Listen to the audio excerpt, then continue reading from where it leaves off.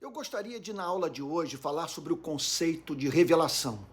Hebreus, capítulo 1, versos 1, 2 e 3, diz assim: Antigamente, Deus falou muitas vezes e de muitas maneiras aos pais pelos profetas, mas nestes últimos dias nos falou pelo Filho, a quem constituiu herdeiro de todas as coisas, e pelo qual também fez o universo.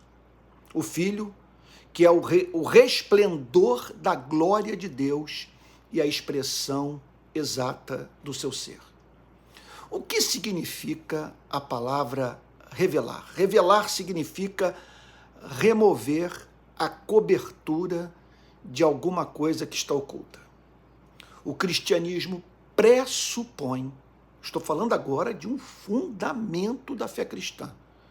A fé cristã pressupõe que Deus removeu o véu e revelou o que estava oculto. O que significa?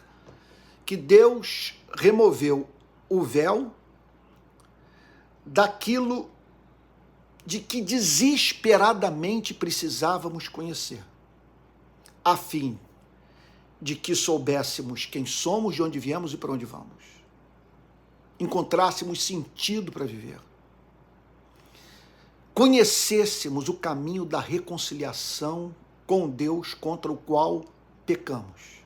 E pudéssemos também saber quem é esse Deus e como explicar os fatos desse mundo, tanto o seu encanto quanto o nosso sofrimento, aquilo que existe nesse planeta e que nos perturba. Então, Deus tirou o véu, porque era necessário que ele assim fizesse, porque por meio da filosofia, mediante o exercício da razão desassistida pela luz da revelação, o homem jamais obteria respostas para essas questões centrais da sua vida. Então Deus revelou o que está oculto, o que estava oculto. O cristianismo, portanto, é religião revelada. Vamos para algumas passagens bíblicas que nos ajudam a entender o ponto. Eu vou pedir que você, em primeiro lugar, abra a palavra de Deus no Salmo 19. Salmo 19, que diz assim: Os céus proclamam a glória de Deus. É um salmo que fala sobre revelação geral e revelação especial. O firmamento anuncia as obras das suas mãos. Um dia discursa outro dia e uma noite revela conhecimento outra noite. Não há linguagem nem há palavras, e deles não se ouve nenhum som. No entanto, por toda a terra se faz ouvir sua voz e suas palavras chegam até os confins do mundo. Aí pôs uma tenda para o sol, que é como um noivo que sai dos seus aposentos e se alegra como um herói a percorrer o seu caminho. Principia numa extremidade dos céus e até a outra vai o seu percurso, e nada pode se esconder do seu calor. Até aqui, Davi falou sobre revelação geral. A revelação que Deus faz de si mesmo na sua criação. A partir do verso 7 do Salmo 19, Davi fala sobre revelação especial. Fala sobre esse véu que foi tirado, a fim de que o homem conhecesse aquilo que a revelação natural não lhe comunica. Aquilo que ele é capaz de conhecer mediante a investigação filosófica. E diz assim, então, Davi: a lei do Senhor é perfeita e restaura a alma. O testemunho do Senhor é fiel e dá sabedoria aos simples. Os preceitos do Senhor são retos e alegram o coração. O mandamento do Senhor é puro e ilumina os olhos. O temor do Senhor é límpido e permanece para sempre. Os juízos do Senhor são verdadeiros e todos igualmente justos. São mais desejáveis do que ouro, mais do que muito ouro depurado, e são mais doces do que o mel e o destilar dos favos. Além disso, por eles se admoesta o teu servo, em os guardar a grande recompensa. Quem é que possa discernir as suas próprias faltas? Absolve-me das que me são ocultas. É interessante isso. o impacto da revelação no espírito do regenerado. Nada aqui é acadêmico, nada aqui é teórico, nada aqui é mera teologia. O que nós vemos no Salmo 19 é o ser humano integral envolvido com a revelação geral e a revelação especial. Quem há que possa discernir as suas próprias faltas? Absolve-me das que me são ocultas. Também da soberba guarda o teu servo, que ela não me domine. Então serei irrepreensível e ficarei livre de grande transgressão. As palavras dos meus lábios e o meditar do meu coração sejam agradáveis na tua presença, Senhor, rocha minha, redentor meu. É impressionante isso. O Salmo 19 não apenas fala sobre revelação, ele fala sobre os efeitos da revelação na vida daquele que passou pela experiência do novo nascimento, que não apenas conheceu a verdade com a mente, mas a experimentou no seu coração,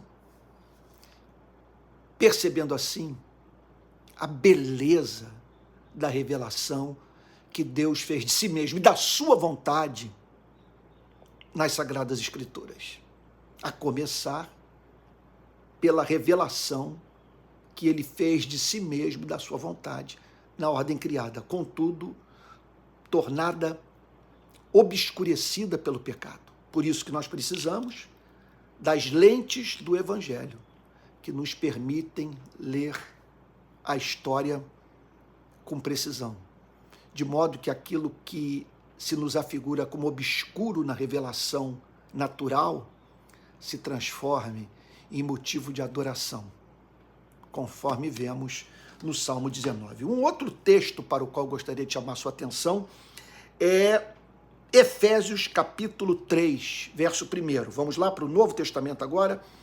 Efésios 3, verso 1, que sustenta essa doutrina, que é da natureza do cristianismo, é princípio, é fundamento, é ponto de partida da fé cristã, a crença na revelação, que Deus tirou o véu e fez com que o homem tivesse contato com a sua verdade. Repito, verdade que lhe empresta sentido à vida, que lhe comunica o caminho da redenção e que passa a ser vista como amável quando esse é visitado pelo Espírito da graça, que o faz sentir a doçura do mel. Efésios capítulo 3 diz assim: por essa razão, Paulo, o prisioneiro de Cristo Jesus, por amor de vocês, os gentios, se é que vocês ouviram falar a respeito da dispensação da graça de Deus a mim confiada em favor de vocês, pois segundo uma revelação, me foi dado conhecer o mistério, me foi dado conhecer o mistério. Nenhum filósofo pode se dirigir à sua audiência ou aos leitores das suas obras nesses termos. Me foi dado conhecer o mistério. Isso aí é ministério dos profetas e dos apóstolos. Esses aqui, veja, eles não estão pensando na verdade, eles estão vendo a verdade. Não é que eles pararam para pensar e, vamos assim dizer, começaram a raciocinar bem, não. Lhes foi revelado aquilo que permaneceria oculto para eles, lhes foi apresentado pelo próprio Deus, a fim de que esses fizessem o registro da revelação de modo infalível e assim, portanto, a verdade chegasse à sua mente e à minha mente, ao seu coração e ao meu coração. Então, Paulo diz, me foi dado conhecer o mistério, conforme escrevi há pouco, resumidamente. Ao lerem o que escrevi, porque não adianta nada a revelação ser comunicada sem o trabalho levado a cabo pelo Espírito de Deus de registro infalível dessa revelação, a fim de que ela não se perca no decorrer dos séculos, a fim de que ela não seja corrompida, a fim de que ela não seja maculada. Por isso, a revelação se tornou escrita e por isso nós vamos falar mais... E essa é a razão pela qual, mais adiante, nós vamos falar sobre o conceito de revelação escrita ou de registro inspirado da revelação. Então Paulo prossegue dizendo: me foi dado conhecer o mistério, conforme escrevi há pouco, resumidamente. Interessante, né? Vale a pena abrir um parênteses aqui. Quando a gente lê as epístolas, nós estamos diante de um resumo. Quer dizer, a nós nos cabe explorar aquilo que foi registrado resumidamente, mas que nos permite, sob a ação do Espírito Santo, o uso das nossas faculdades racionais em espírito de oração,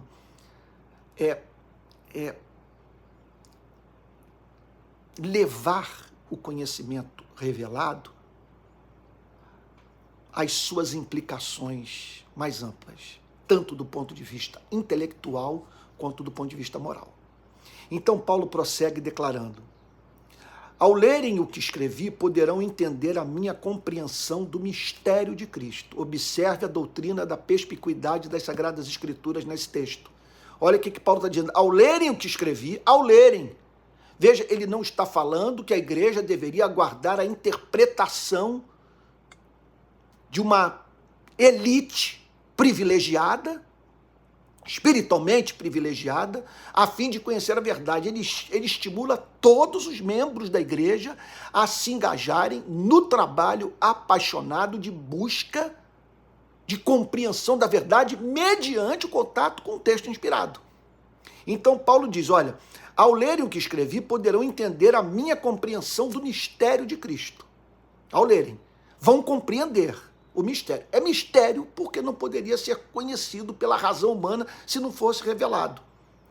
Agora, veja só, embora esteja para além da razão, só pode ser conhecido pelo ser humano mediante revelação, veja, uma vez revelado, faz sentido para o ser humano integral. De modo que a revelação é vista como adaptável a todas as partes do ser. Então é algo que atende às aspirações mais profundas do coração do homem, do coração da mulher.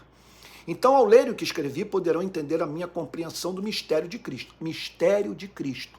Não nos interessa a revelação que não seja mediada por Cristo, que não tenha Cristo como pressuposto, como ponto de partida e como meta, como referência. O universo sem Cristo apavora. Com Cristo tudo se torna amável. Com Cristo nós nos sentimos no nosso lar, no cosmos, criado por esse Cristo para a glória do Pai e para a felicidade do seu povo. Então o texto diz, ao ler o que escrevi, poderão entender a minha compreensão do mistério de Cristo, o qual em outras gerações não foi dado a conhecer aos filhos dos homens. Não foi dado a conhecer aos filhos dos homens. Por mais que tivessem se esforçado, jamais o conheceriam.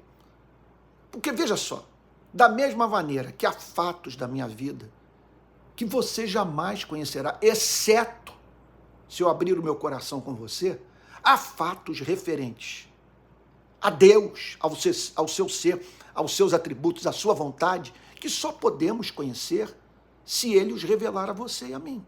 Então, o apóstolo Paulo declara, ao ler o que escrevi, poderão entender a minha compreensão do mistério de Cristo, o qual em outras gerações não foi dado a conhecer os filhos dos homens, mas como agora foi revelado aos seus santos apóstolos e profetas pelo Espírito. Olha como que é da essência da fé cristã a crença na revelação, nesse ato soberano do Espírito Santo de tirar o véu. E repito, e mostrar a você e a mim aquilo que de outra maneira não seria conhecido pelo nosso espírito. O mistério é que os gentios são coerdeiros, membros do mesmo corpo e coparticipantes da promessa em Cristo Jesus por meio do Evangelho. Como que a gente poderia saber uma coisa como essa? Só se Deus o revelar. Do qual foi constituído ministro, conforme o dom da graça de Deus a mim concedida, segundo a força operante do seu poder. A mim, o menor de todos os santos, foi dada esta graça de pregar aos gentios o evangelho das insondáveis riquezas de Cristo. Como é que nós vamos conhecer o evangelho das insondáveis riquezas de Cristo se esse evangelho não for revelado, se essa riqueza não for tornada acessível a você e a mim? Então, e manifestar a todos qual é a dispensação do mistério que durante tempos passados esteve oculto em Deus. Esteve oculto em Deus, que criou todas as coisas. E isso para que agora, pela igreja, a multiforme sabedoria de Deus se torne conhecida dos principados e das potestades nas regiões celestiais. Quer dizer, o material revelado é comunicado aos seres humanos pelo ministério de pregação da igreja. E isso, segundo o apóstolo Paulo, perante o mundo angelical que assiste em estado de estupefação o desenrolar dessa revelação, na dinâmica da vida da igreja ao longo dos séculos.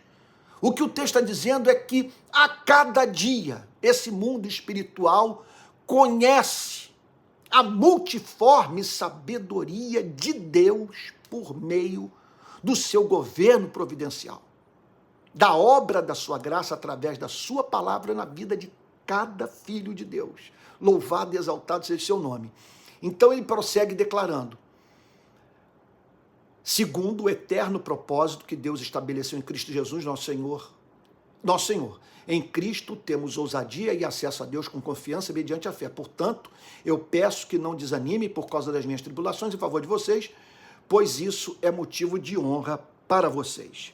Vamos para um outro texto, 2 Timóteo, capítulo 3, versos 14, 15 e 16. Vamos lá, 2 Timóteo, capítulo 3, versos 14, 15 e 16. Quanto a você, permanece naquilo que aprendeu e em que acredita firmemente, sabendo de quem você o aprendeu. Paulo se dirigindo a Timóteo. E que desde a infância você conhece as sagradas letras que podem torná-lo sábio para a salvação pela fé em Cristo. Veja o propósito da revelação, a essência da revelação, o conteúdo da revelação. Perdão, segundo o apóstolo Paulo, veja só, tornar o ser humano sábio para a salvação pela fé em Cristo. Ter acesso a um conhecimento que o habilita a aplicá-lo à vida, de modo que esse possa tirar proveito da revelação a fim de ser salvo, se aproximar do seu Criador. E na condição de rebelde perdoado, tornado filho, o adorar em espírito e em verdade. É isso que Paulo está dizendo. Que as escrituras, portanto, olha lá, podem torná-lo sábio para a salvação pela fé em Cristo, sempre em Cristo. Agora, olha a declaração final, um dos textos clássicos, sempre presentes em todo o tratado teológico que se propõe a falar sobre a doutrina da revelação. Toda a escritura é inspirada por Deus, é soprada por Deus. Aqui esse é o grande pressuposto. Aqui já nós não estamos mais diante da revelação, nós estamos diante do ato, do registro infalível da revelação. Então toda a escritura é inspirada por Deus e útil para o ensino, para a repreensão, para a correção, para a educação na justiça, a fim de que o servo de Deus seja perfeito e perfeitamente habilitado para toda boa obra. O escopo da revelação é coisa de tirar o fôlego. Mas nós só conhecemos o conteúdo dessa revelação que nos torna sábios para a salvação, que nos habilita para toda boa obra, que nos transforma em servos úteis que vivem para a glória do Criador e comunicam vida, que viabilizam a vida dos seres humanos. Tal só é possível se, repito, houver esse apocalipse, essa revelação, esse ato de tirar o véu e nos mostrar a verdade que permanecia oculta aos nossos olhos. E um outro texto é esse que nós acabamos de ler, que é de fundamental importância para nós entendermos o ponto. Qual o ponto? Que o cristianismo é religião revelada. Não é filosofia. Nós podemos falar em termos de uma filosofia perene, nós podemos falar em termos de uma filosofia cristã, mas desde que entendamos o ponto que aquilo que os cristãos têm a falar sobre Deus, por meio dessa filosofia, é material revelado. Então, é um sistema, É uma visão de mundo. É alguma coisa que oferece resposta para as grandes questões da vida. É algo que concorre com a filosofia e que busca responder às questões da filosofia. Só que o seu fundamento é outro. Não deixa de ser racional. Porque a mente está envolvida em todo o processo de assimilação da verdade. Contudo, a origem desse conteúdo, a declaração dos fatos, as verdades que são proferidas pelos lábios humanos não são fruto da inteligência humana, sabe? Da investigação do espírito humano. É algo recebido. Por isso que a produção filosófica grega de Atenas não se compara com a produção, vamos assim dizer, filosófica de Jerusalém, dos hebreus. Aquilo que, sobre o que os gregos pensavam, os hebreus viam. Essa que é a diferença. Por isso, nós não encontramos na literatura grega nada que se compare ao Antigo Testamento, e muito menos ao Novo Testamento. Então, o cristianismo é religião revelada. A religião só pode estar fundamentada na revelação. Isso é muito importante. Porque estamos lidando com fatos que estão para além da capacidade humana de descobri-los, de identificá-los na vida. Repito, são fatos, verdades verdadeiras, que só podem ser vistas como tais se Deus as revelar aos seres humanos. Então, a visão de mundo cristã, veja só, a visão de mundo cristã, os grandes pressupostos intelectuais do cristianismo, aquilo que rege o funcionamento da nossa mente, que comanda as leituras que fazemos na vida. Então, a nossa visão de mundo torna a revelação crível e necessária. A revelação só não é crível e necessária se partirmos de um conjunto de pressuposições,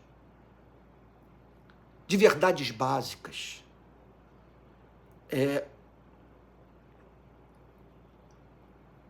diferentes daquelas que nos são reveladas pelas escrituras do Antigo e do Novo Testamento. Calma aí, deixa eu... Às vezes eu construo umas frases assim um pouco mais longas, não que seja nada de sabe, nenhuma manifestação de uma genialidade, nem nada, não. É dentro da minha limitação mesmo, construo uma frase longa e muitas vezes eu fico inseguro quanto ao que propus falar no início da minha declaração.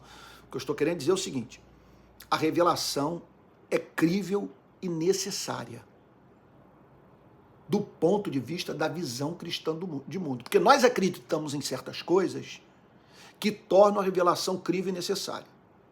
Sem essas, a revelação não é crível e necessária.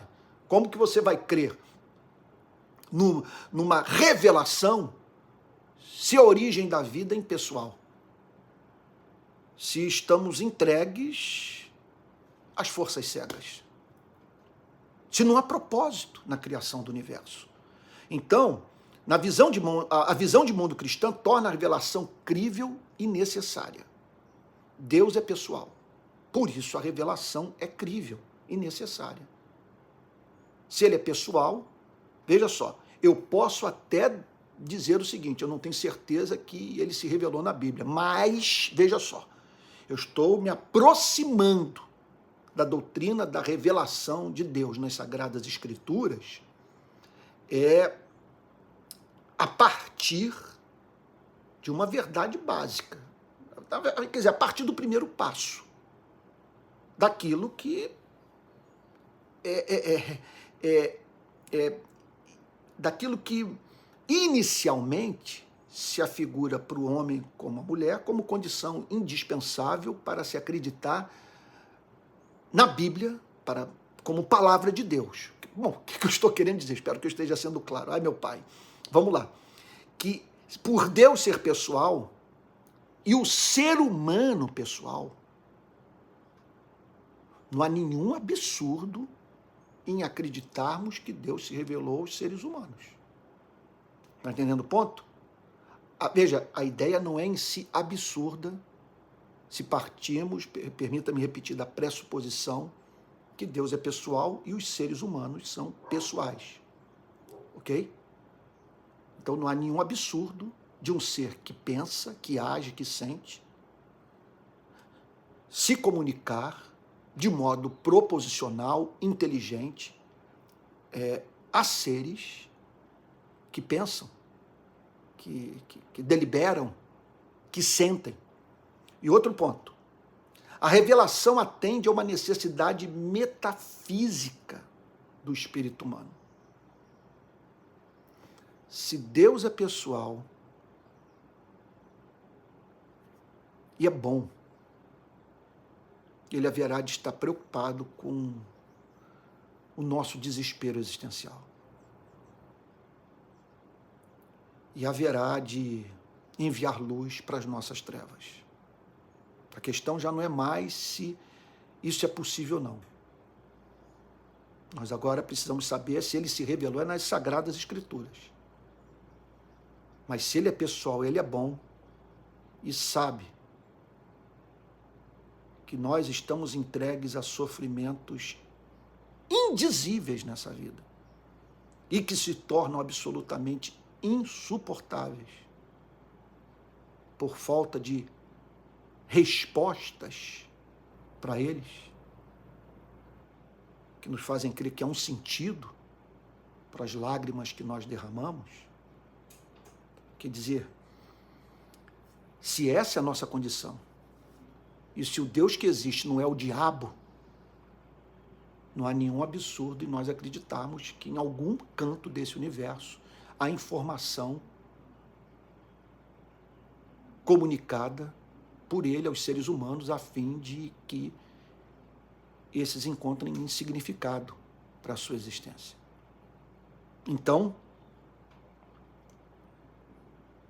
a revelação é crível, necessária, identificável. Ela é crível, porque Deus é pessoal, somos pessoais.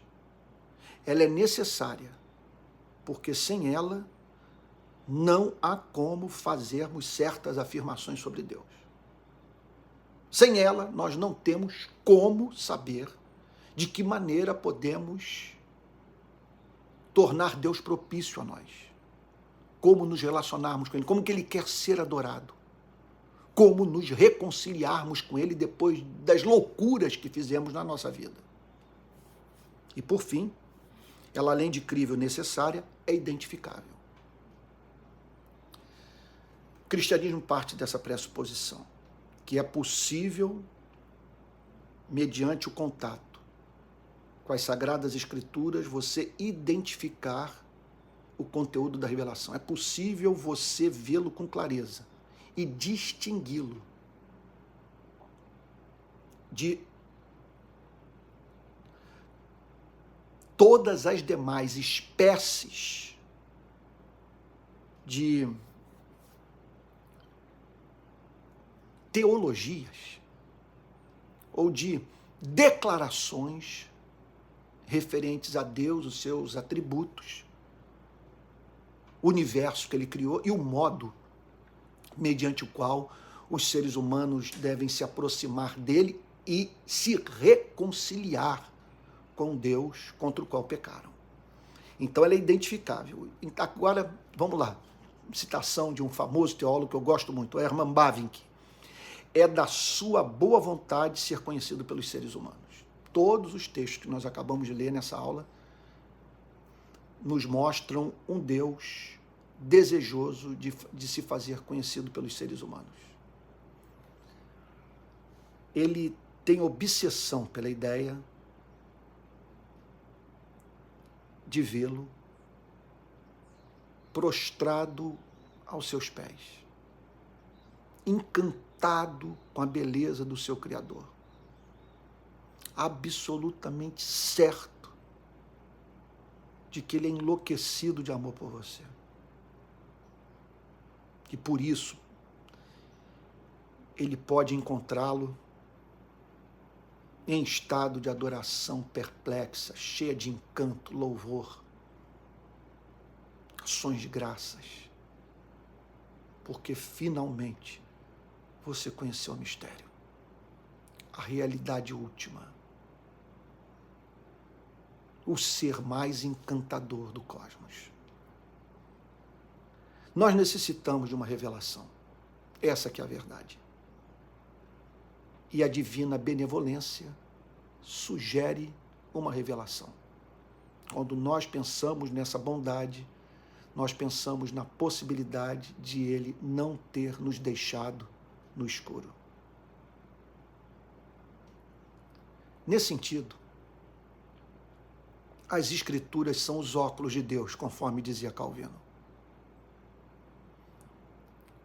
E como certa vez afirmou Pascal, há muita luz nas Sagradas Escrituras para aqueles que querem crer e muita obscuridade para aqueles que não querem crer.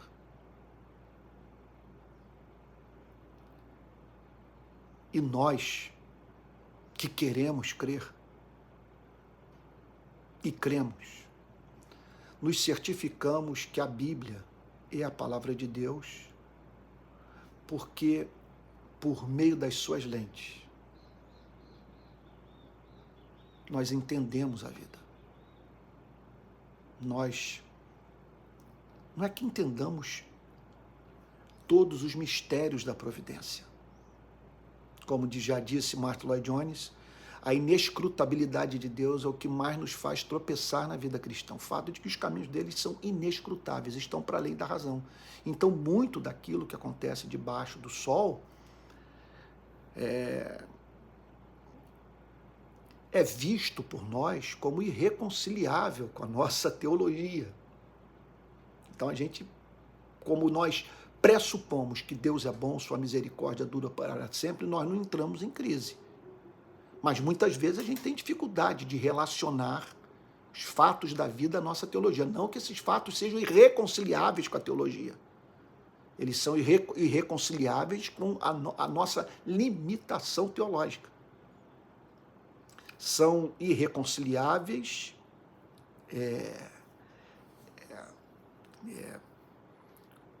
com um nível de confiança no amor divino que faz, portanto, com que tenhamos que travar batalhas sérias com a dúvida, sabe? Então, o que eu estou querendo dizer, eu espero que eu esteja sendo claro. Eu não estou dizendo que haja incompatibilidade entre a teologia e a vida. O que eu estou dizendo é que muitas vezes lidamos com problemas intelectuais graves que nos perturbam, que roubam a nossa paz, devido à miséria da nossa teologia e o baixo nível de confiança que temos em Deus. Olha lá Pedro afundando as águas, sabe? Por que duvidaste? Havia fé, mas uma fé que não soube responder àquele momento. Por isso ele afundou. Então, quando Jesus vira-se para os discípulos do Mar da Galileia, naquela tempestade, diz: onde está a vossa fé? Vocês têm fé, mas não estão sabendo aplicar a fé a essa situação. Por isso encontram-se desesperados. Então, quando nós colocamos essas lentes das Escrituras, aí nós passamos a compreender o porquê, entre outras coisas, vamos aqui enumerar, o porquê desse nosso desassossego cósmico. Por que motivo seres, assim, meu Deus, que vivem em média 80 anos, que urinam, defecam, sabe, que estão em processo inexorável de envelhecimento. Como que você pode apresentar a Via Láctea para esses seres, eles olharem para tudo isso e declararem: isso não satisfaz os anelos do meu coração? Está lembrado daquela oração de Santo Agostinho? Dá-me a ti mesmo, pois sem ti, ainda que me desses tudo quanto fizestes, os meus desejos não ficariam satisfeitos. A revelação nos ajuda a entender isso. Ela vai dizer que nós fomos criados por Criador. E nós não encontramos descanso enquanto não descansamos nele. Essa é a resposta que Agostinho dá para a sua oração. Então, a revelação nos ajuda a entender o porquê dessa esquizofrenia dentro de nós. Por que construímos hospitais? Por que doamos os nossos bens quando tomamos conhecimento que uma cidade inteira foi devastada por um temporal, por uma enchente, por um terremoto, por um tsunami? Por que nos compadecemos dos que sofrem? E por que confeccionamos bombas atômicas? Por que somos capazes de explorar o nosso semelhante e ser indiferente ao mesmo tempo à sua dor? São os conceitos de criação à imagem e semelhança de Deus e queda que nos ajudam a entender esse ser partido que somos nós. Então, é a revelação que nos ajuda a entender por que nós duramos pouco. A razão da morte. E a razão, e são as escrituras que nos ajudam a compreender como que Deus pode se reconciliar com pecadores sem, ao mesmo tempo,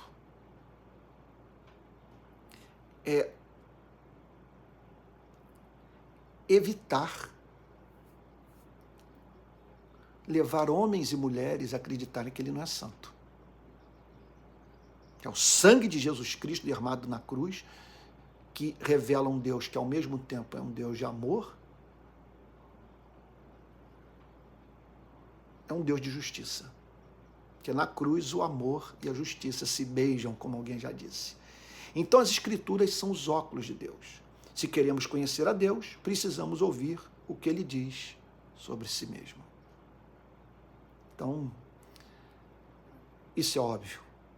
Sabe? Isso é fato de todo relacionamento entre pessoas.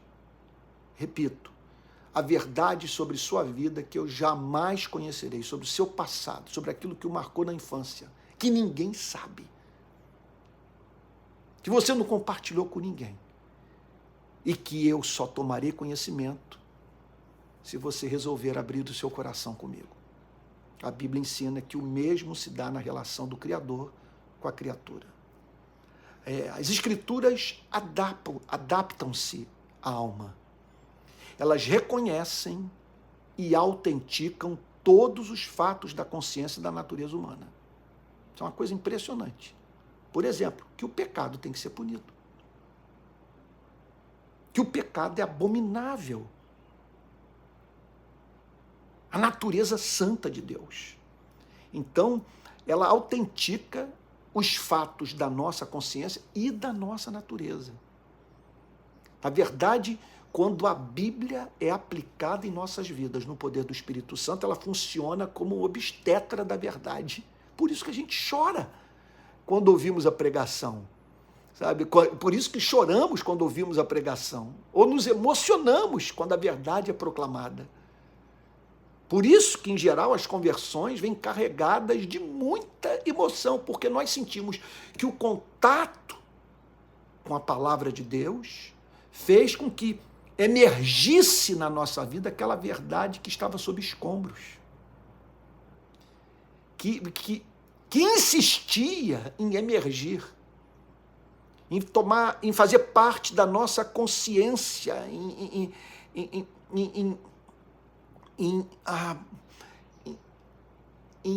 dirigir a totalidade da nossa vida. Mas por algum motivo ela estava ali, sob os escombros do pecado, sufocada. E aí vem a palavra de Deus, faz com que essa mensagem venha à tona. E nós somos levados a dizer: como que eu pude, durante tanto tempo, recalcitrar quanto os aguilhões? Como que eu pude resistir por motivos tolos à verdade que dá significado à minha existência? Então, elas reconhecem as Escrituras e autenticam todos os fatos da consciência e da natureza humana, a realidade dos valores morais absolutos, o anseio pela justiça, o senso estético. Você volta para casa, seu filho vem na sua direção, depois de um dia de trabalho, e se joga nos seus braços. Por que você não vê aquilo apenas como reação química? Por que você diz a beleza nesse abraço? Ou quando você escreve um poema para o amor da sua vida, para a pessoa por quem você se encontra apaixonado. Por que você não vê esse poema apenas em termos de evolução da espécie? Porque você declara a beleza nisso. Porque você foi criado à imagem e semelhança de Deus. É isso que as Sagradas Escrituras vão declarar. Por isso que os teólogos declaram que as Escrituras, elas reconhecem e autenticam todos os fatos da consciência da natureza humana.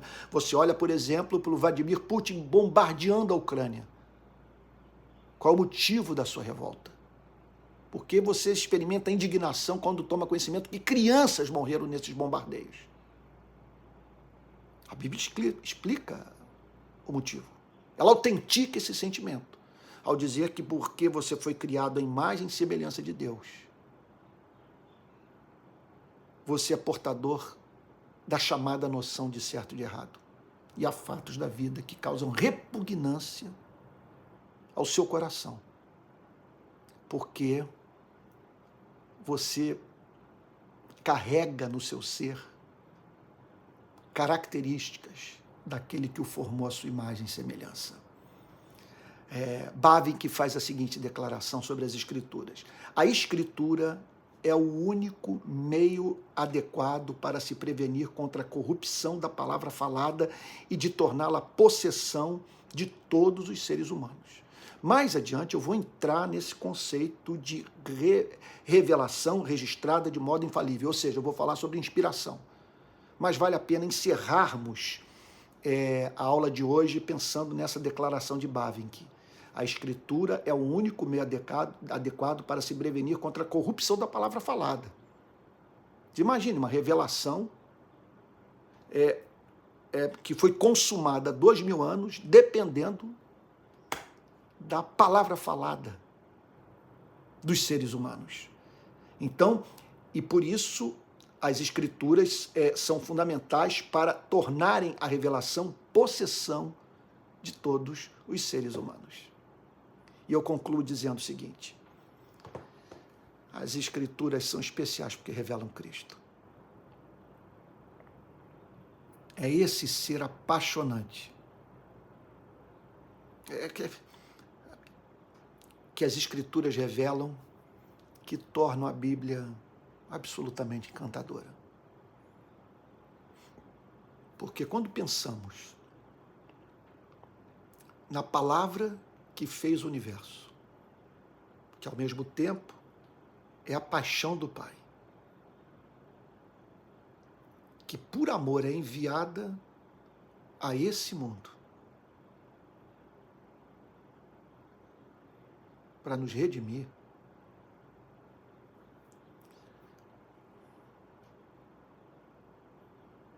quando descobrimos, à luz das Sagradas Escrituras, que todos os atos de Cristo foram teologia pura. Quando ele toca na ferida do leproso, quando ele se deixa tocar pela mulher hemorrágica, quando ele chora diante do túmulo de Lázaro, Cristo está dizendo: assim é o Pai, eu nada faço que não tenha visto o Pai fazer.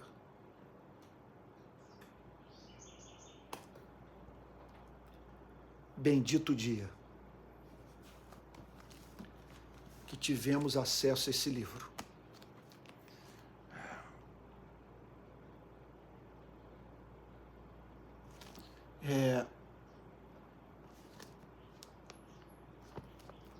Quando iluminado pelo Espírito Santo, quando a luz do Espírito é projetada sobre ele, nós nos deparamos com outro tipo de universo, que faz com que tudo ganhe beleza, a vida se transforme em culto de adoração. E nos habilitando assim a para onde lançamos o olhar, contemplarmos a manifestação da bondade divina.